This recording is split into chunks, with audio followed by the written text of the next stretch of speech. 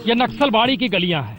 उस वक्त यहाँ पर पगडंडी हुआ करती थी। कहते हैं बंगाल बीते 50 बरस में बहुत बदल गया। लेकिन हम जिस जगह पर हैं वहीं से 1967 में पहली बार आवाज उठी थी विरोध की, या कहें वामपंथ की। और वामपंथ की प्रयोगशाला के तौर पर यह वही जगह है जहां पहली बार गोलियां चली थी। 9 लोग मारे गए थे, 2 बच्चे भी थे। लेकिन वह वामपंथ की प्रयोगशाला नक्सलबाड़ी तो दूसरी तरफ ममता बनर्जी की प्रयोगशाला जंगल महल।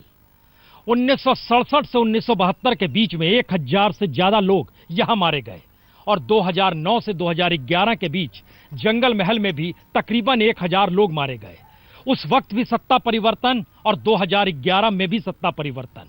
तो आइए आज नक्सलबाड़ी के इस ग्राउंड जीरो से हम निकलेंगे बंगाल के उस राजनीति को खंगालने के लिए। और माना जाए क्या इस दौर में हिंसक राजनीति से इतर कुछ नए प्रयोग बंगाल देख रहा है, या फिर दोबारा उसी वामपंथ की दिशा में लौटने के लिए एक कुलबुलाहट है जहां ममता कहती है मैं वामपंथ से भी आगे की वामपंथ हूं और वामपंथ कहता है ममता बनर्जी भटक चुकी है। तो आइए जरा उन गलियों में निकला जाए, बंगाल की गलियों में, नक्सलबाड़ी और जंगल महल की गलियों में।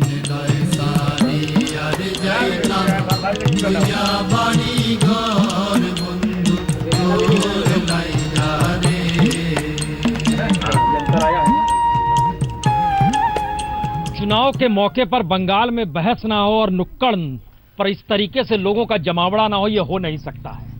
लेकिन एक बात है, पहली बार एक ऐसा महसूस हो रहा है कि लोगों के बीच कुछ गुस्सा है। जो वादे थे वो पूरे नहीं हुए, लेकिन किसे चुने, किस रूप में देखें, वह भी वादे पूरे कर पाएगा या नहीं कर पाएगा। बड़ी असमंजस स्थिति है। कुछ लोग खेती करते हैं, कुछ दुकान चलाते हैं, कुछ मजदूरी करते हैं, कुछ यहाँ पर ऐसे मजदूर हैं जो मिस्त्री के तौर पर पहचान है, कुछ छात्र हैं, महिलाएं हैं। हर तरह के लोगों की एक अपनी पहचान इन सब के बीच। जो आता है रुक जाता है, सोचता है कि चलिए आज चर्चा कर ही ली जाए। क्या करते हैं बाबा? खेती वगैरह। खेती में क्या होता है, कैसे चलता है? धान होता है। आप लोग बताइए, जो इलाके में देख रहे हैं डेवलपमेंट या कुछ विकास की बात कुछ होती है, हुआ है? और मंत्री को तो देखा है ना। हाँ। तो अभी आप ऐसा लोग सोचता है जी इस बार बीजेपी को थोड़ा देखेंगे क्या होगा नहीं होगा। हाँ। उसका भी थोड़ा भरोसा कर रहा है। हाँ। अगर नहीं होगा तो पास चल हो जाएगा, फिर दूसरा कोशिश करेंगे हम लोग। हाँ। अब इतना ही भरोसा रखा हुआ है। लेकिन नक्सलबाड़ी की पहचान जो थी, यहाँ पर लेफ्ट था, है ना, और लेफ्ट ने 30 साल तक राज किया, ठीक है। उसके बाद ममता बनर्जी आ गई। कोई अंतर देखा आप लोगों ने क्या? नहीं देखा, कोई नहीं देखा।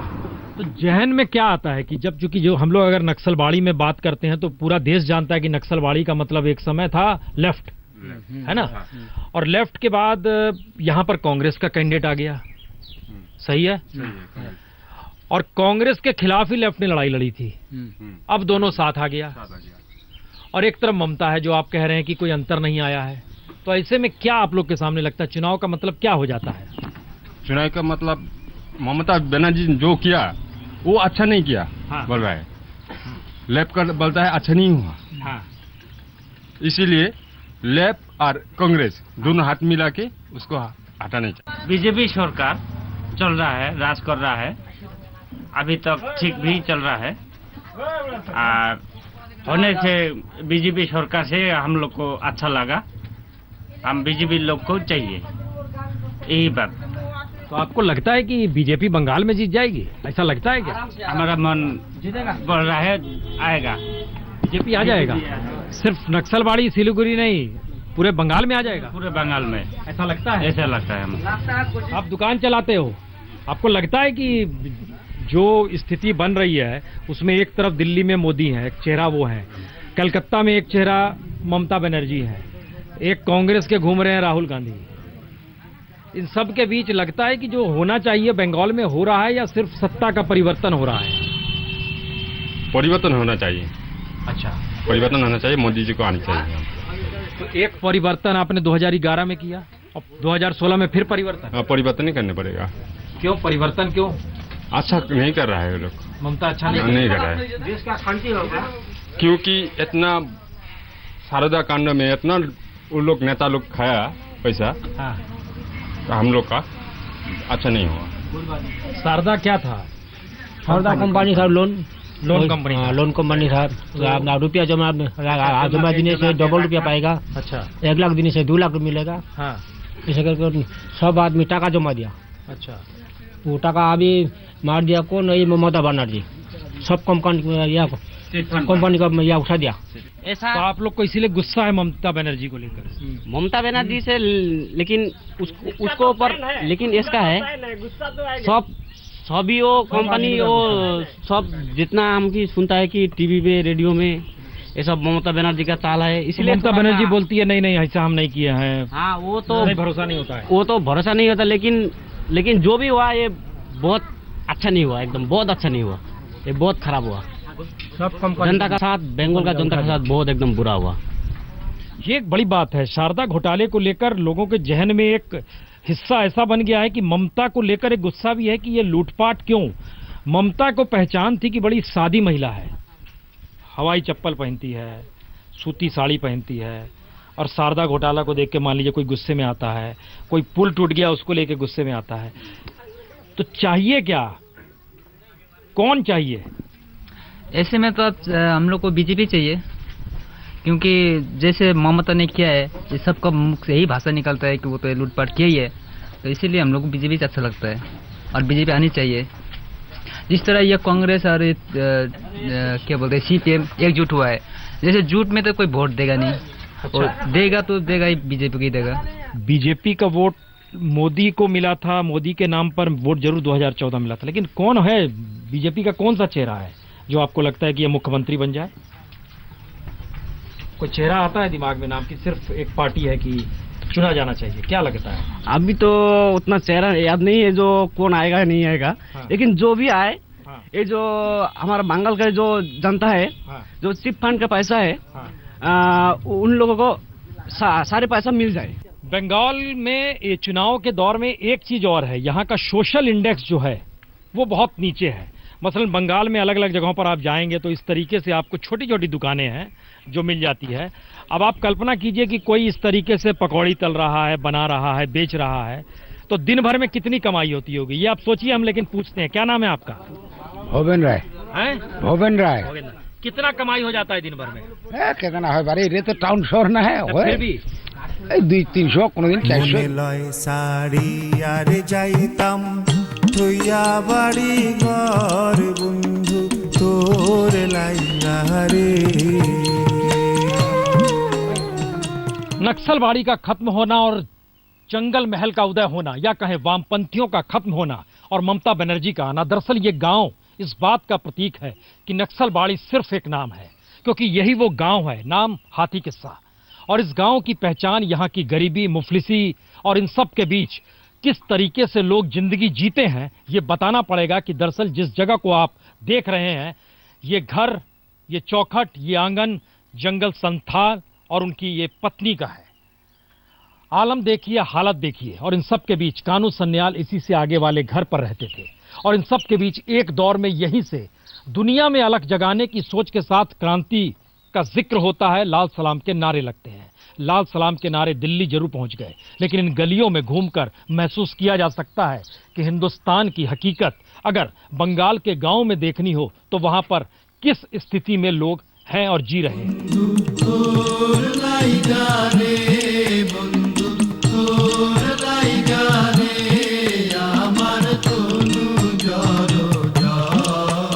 ये कानू सन्याल का घर, और उस घर के भीतर झांक के देखिए, झंडे इस तरीके से पड़े हुए हैं, एक वक्त लहराया करते थे। नारे, बैनर, सब कुछ अब बंधे हुए हैं। ये सारी स्थितियां बतलाती हैं कि वामपंथ को लेकर या फिर विचारधारा जो एक वक्त संघर्ष के लिए हर किसी को खड़ा कर देती थी, मौजूदा वक्त में वो कहां चली गई। और शायद इसीलिए हम बार बार जिक्र कर रहे हैं कि एक तरफ अगर नक्सलवाड़ी है तो दूसरी तरफ ममता बनर्जी की प्रयोगशाला जंगल महल क्यों है। कानू सन्याल के साथ रही दीदी, यही पहचान गांव के भीतर। जरा देखिए उनके भीतर की आग और मौजूदा वक्त की ताप में मिलाकर स्थिति को देखिए। जब ममता बनर्जी नंदीग्राम, सिंगूर में आंदोलन कर रही थी और नंदीग्राम जा रही थी, हाँ। तब कानू सन्याल विरोध भी किए थे उस समय। उस समय तो गया भी था, गए भी थे वो, हाँ, है ना? हाँ, हाँ। तो लेकिन विरोध भी कर रहे थे वो ममता बनर्जी का, फिर भी ममता बनर्जी के परिवर्तन शब्द ने यहाँ पर सत्ता बदल दी, लोगों को भरोसा हुआ। हुआ ना। उस समय तो कांग्रेस के साथ नहीं थी वामपंथी, अब नहीं थी, फिर अभी हो गया। नहीं तो उस समय तो ममता बनर्जी के पीछे कांग्रेस थी, था।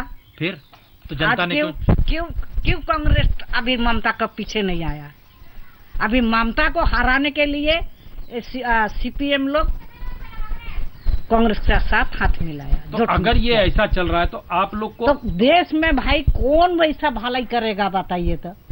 लेकिन फिर भी थोड़ा कोई अगर जन्म लेगा तो होगा, लेकिन मेरा विश्वास है भारत में जरूर संघर्ष कोई ना कोई दिन होगा। বন্ধু তোর লাইগা রে আমার তনু জড় জড়। घर के आंगन में लाल झंडा और घर कानू सन्याल का। दरअसल ये वैसा घर है जो कि अतीत के संघर्ष में और शायद वामपंथियों को भी इस दौर में यहाँ आने की जरूरत ना पड़ती हो, लेकिन जरा कल्पना कीजिए एक वक्त कानू सन्याल जब यहाँ रहते थे तो एक कमरा उनका यहाँ पर भी था और इस कमरे को हाथी ने तोड़ दिया। बुद्धदेव भट्टाचार्य उस वक्त राज्य के मुख्यमंत्री थे, सिलीगुड़ी में आए हुए थे, उन्हें पता चला तो वो यहाँ पर आ गए और यहाँ पर कानू सन्याल को पता चला कि बुद्धदेव भट्टाचार्य यहाँ उनसे मिलने आने वाले हैं तो वो पीछे से निकल गए। वो बार बार कहते थे कि सत्ता में कोई भी रहे सत्ता उसे भ्रष्ट कर देगी, क्योंकि विचारधारा उसके साथ जुड़ी हुई नहीं है। और इस पूरे घर में आखिरी तक कहीं भी एक बाथरूम नहीं था। वो यहाँ से निकलते थे और सामने नदी में जाते थे। सामूहिकता का बोध ऐसा कि घंटों बैठकर यहीं पर चर्चा होती थी। लेकिन 2010 में उनकी मौत के बाद चर्चा तो थम गई, लेकिन शायद इस गांव में नक्सलबाड़ी को लेकर आग कहीं ना कहीं अब भी कई दिलों में सुलगती है। कहीं ना कहीं साबोनी के जंगल और इन सब के बीच राजनीतिक प्रयोगशाला सबसे पहले तो यहाँ सीपीएम की रही, लेकिन आदिवासी ग्रामीण बहुल इलाके में तकरीबन 20 लाख लोग ऐसे हैं जो आज भी न्यूनतम जरूरतों से बेहद दूर हैं।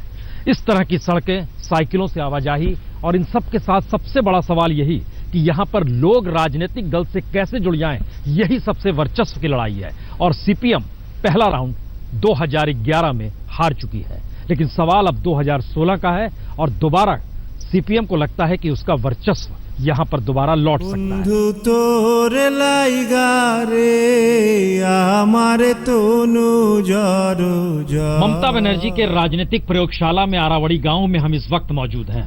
कई सवाल हर जहन में हो सकते हैं कि इस तरह गांव के भीतर क्या वाकई राजनीतिक तौर पर खुद को आगे बढ़ाने की स्थिति का मतलब क्या है।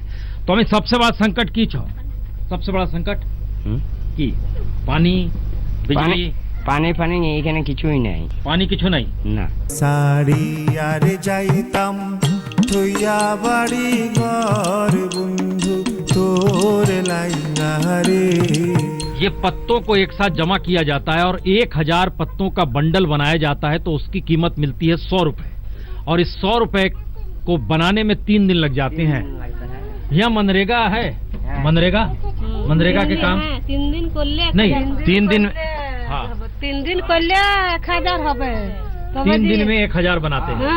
3 दिन में 1000 पत्ता और 1000 पत्ता की कीमत 100 रुपया 100 टका है ना, 100 रुपया मिलता है, यानी हर दिन का लिहाज से 33 रुपए हर दिन।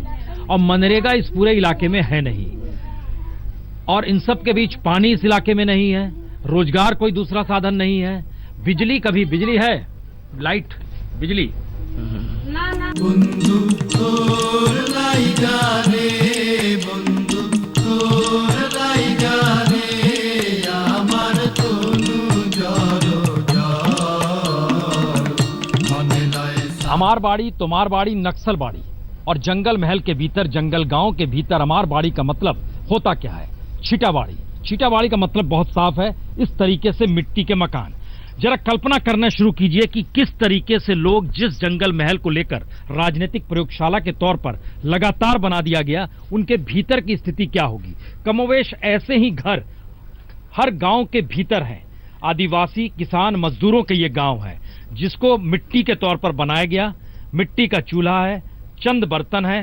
उसके भीतर घुसेंगे तो आप संपत्ति के नाम पर अगर सब चीज जोड़ लीजिएगा तो आपको कीमत दिखाई देगी 100 150, 200, 300, 400, 500। जी, ये हम इसलिए कह रहे हैं कि जैसे ये पत्ते हैं, ये एक बंडल पत्ता बेचने पर 100 रुपए मिलते हैं।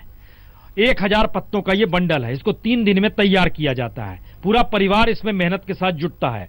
घर के भीतर क्या हो सकता है यह भी आप देख सकते हैं। मुर्गी ने अंडे दिए, वो किनारे पड़े हुए हैं, वह संपत्ति है इनकी। मुर्गी ने अंडे दे दिए। सरसों तेल इसमें है, प्याज सामने है, नून सामने है, आलू सामने है। तसले में चावल तैयार हो चुका है, आप देख सकते हैं। ये तसला है जिसमें चावल बन चुका है भोजन के लिए। ये हर घर की कमोवेश यही कहानी है। ये चावल भी बन गया है। तो चावल और प्याज, नून, यही एक लिहाज से खाना है सब।